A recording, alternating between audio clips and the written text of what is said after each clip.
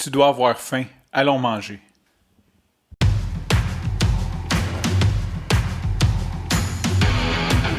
Il aime le code.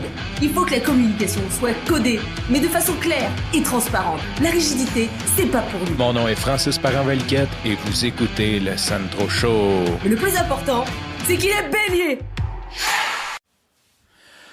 Avant de commencer dans le vif du sujet, je veux juste faire une petite parenthèse. Il fait beau, j'ai beaucoup moins de pression, puis je vais en reparler sur le podcast.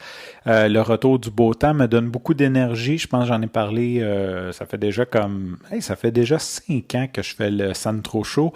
Et j'en ai parlé à plusieurs reprises. L'hiver, j'ai beaucoup moins d'énergie. Le retour du beau temps m'énergise énormément. Hier, ça m'a donné le goût de te reparler. J'ai fait une liste quasiment infinie de sujets à traiter. Donc, j'ai une grosse liste dans mon iPhone avec plein de sujets que j'ai envie de partager avec toi. Et en plus, 958, le numéro de l'épisode, j'ai vraiment envie, ça fait longtemps que je veux péter le 1000 et on dirait qu'à chaque fois que je m'y rapproche d'un peu plus, il y a quelque chose qui arrive. Je ne sais pas si c'est une croyance d'auto-sabotage, je ne sais pas c'est quoi, mais je vais y arriver. Tout ça pour dire que 42 épisodes et ça va être le 1000e épisode. Je ne sais toujours pas si je vais revenir de façon quotidienne. J'ai très envie, cela dit, c'est quand même demandant, stressant, ça ajoute une charge mentale. Fait que je vais voir comment que ça va. Je vais définitivement faire plus d'épisodes que j'en ai fait dans les 5 derniers mois, qui veut dire à peu près pas. Fait que c'est ça. Fait que j'annonce une forme de retour sur le Sandro Show. Sincèrement, j'ai pensé à toi à tous les jours que je n'ai pas fait. Il y a bien des soirs, j'étais comme, OK, ce soir, je fais un épisode, puis finalement, je finissais de travailler à 11h, 11h30. J'étais comme, j'étais fatigué. De toute façon, c'est pas de ça que je veux te parler aujourd'hui. Je veux te parler d'une phrase qui m'a touché, mais avant, faut que je mette un peu de contexte. Je vais essayer de pas aller trop en détail dans le contexte parce que c'est pas le but de l'épisode.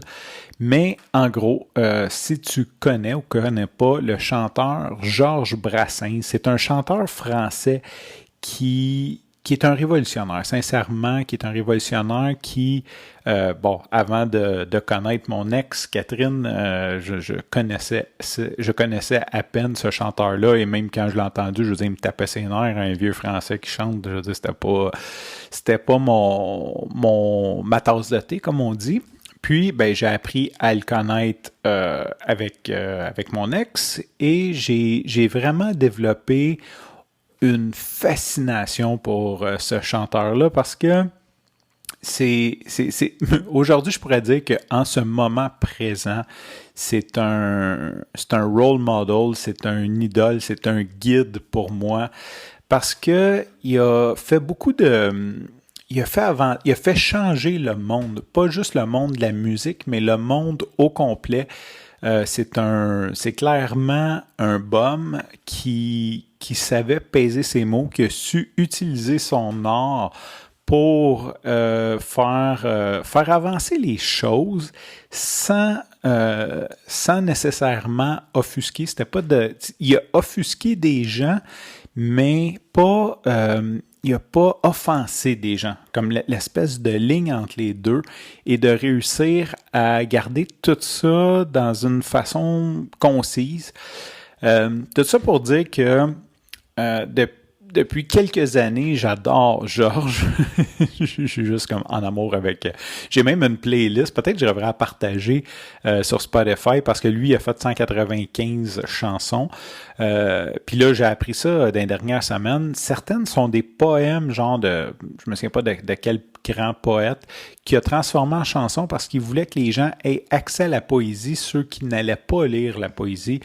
Bref, tout ça pour dire que dans les dernières semaines, j'ai commencé à geeker out sa vie. J'ai vraiment commencé à deep dive. J'ai eu un call de genre qui était Georges Brassens. D'ailleurs, il y a des livres que je vais acheter. Je veux vraiment geeker out sa vie. Je suis une groupie finie, même s'il est mort.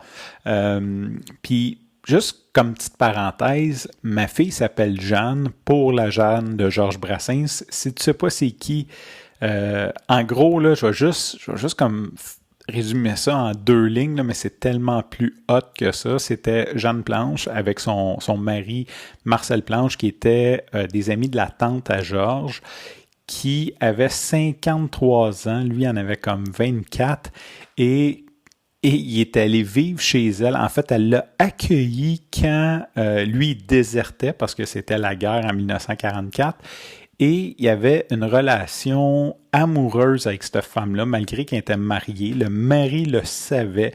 Une histoire de fou. Fait qu'en gros, c'est la femme qui l'a accueilli, qui a accueilli Georges. Donc, ma fille, son nom, Jeanne, provient de cette Jeanne-là. L'inspiration vient de là. Une femme forte, une femme qui... En tout cas, elle avait beaucoup de belles qualités, cette femme-là. Au dire de Georges, bien sûr. Et où c'est que je m'en allais avec ça? Donc oui, dans les dernières semaines, j'ai commencé à vraiment geeker out. Puis peut-être, je vais sûrement faire une couple d'épisodes, je vais parler un peu de où je me suis rendu jusqu'à présent. Puis plus que je creuse sur cet homme-là, plus qu'il devient mon idole, mon role model, mon maître à penser, c'est ce que je voulais dire. Bon, je m'éloigne un peu du sujet qui est « Tu dois avoir faim, allons manger ». J'ai pogné Georges Brassens, c'était très, très, très controversé sa musique. Donc, aucune radio ne voulait diffuser sa musique par peur de controverse. Et à un certain moment, il y a eu une nouvelle chaîne de radio en France, ou la chaîne de radio en France qui s'appelle Europe 1, a décidé, eux, de donner confiance à Georges et passer sa musique sur les ondes grand public. En 1900, je pense que c'est assez tard, genre 1900, je ne veux pas me tromper, mais je pense que c'est en 55 ou en 65, quelque chose comme ça, eux, ils ont commencé à passer sa musique. Et ce qui est cool de ça, c'est que là, en 2021, ben Georges aurait eu 100 ans, donc Europe 1, comme c'est à peu près les seuls qui passaient du Georges quand il était contemporain, ben eux ont fait plein d'entrevues avec lui, ils ont plein de documents, ils ont vraiment... Et ils ont bragué que eux, dans le fond, ont été précurseurs, qui ont été visionnaires, qui l'ont laissé. Et ce qu'ils ont fait, c'est qu'ils ont fait une série de podcasts sur la vie de Georges, où ce qu'on peut entendre plein de parties d'entrevues qu'il a donné à Europe 1, qu'il a donné à télé. Puis ce qui est cool, c'est que comme c'est leur contenu, ben ils peuvent le diffuser. Ils ont les droits d'auteur. Fait que c'est vraiment nice qu'il ait fait ça. C'est vraiment cool de pouvoir entendre de pouvoir entendre des entrevues radio que lui a données, tout en sachant le contexte que cette époque-là, c'était un méchant personnage, là, tu sais. Fait que c'est vraiment cool. Et dans un extrait d'une entrevue qu'ils ont passé que j'ai trouvé, je sais même pas si c'est sur ce podcast-là, parce que j'ai trouvé plein d'autres références. Et il racontait que quand il était jeune, quand il avait peut-être comme 15-16 ans, il a monté un groupe, ça c'est ses mots, de malfaiteurs, puis ils ont commis des crimes, je sais pas c'est quoi là, c'était du vol de char, whatever. Et ils se sont fait prendre. Donc, la police les a ramenés au poste de police, et là, ils ont passé un peu à tabac, et ils ont appelé les parents parce qu'ils étaient mineurs pour qu'ils viennent les chercher. Et là, chacun leur tour, les pères des jeunes hommes qui étaient là arrivaient, puis là, ils leur criaient après, puis t'es un bum, puis faire des affaires dans le même, on va te déshériter, puis blablabla. Fait que ça allait pas super bien. Puis quand le père de Georges Brassens est rentré, à sa description, il dit que son père était un gaillard, donc il mesurait comme pas loin de 2 mètres, ça veut dire 6 pieds 3, et que c'était quelqu'un qui était bâti. C'était un gros gars, un gros monsieur fort. Et là, quand il est rentré, tous les kids, quand ils ont vu son père, ils ont fait « Oh shit, lui, il va en manger une tabarnouche. » Là, c'était comme... On vient de voir les autres qui criaient après, mais lui, c'est clair qu'il va détruire Georges. Puis là, il regarde, puis il tape sur l'épaule, il dit « Tu dois avoir faim, hein? » Il dit « Viens-t'en, on va aller manger. » Grosso modo, là, c'est à peu près ces paroles, là, avec l'accent français, là, « Tu dois avoir faim, allons manger », quelque chose comme ça.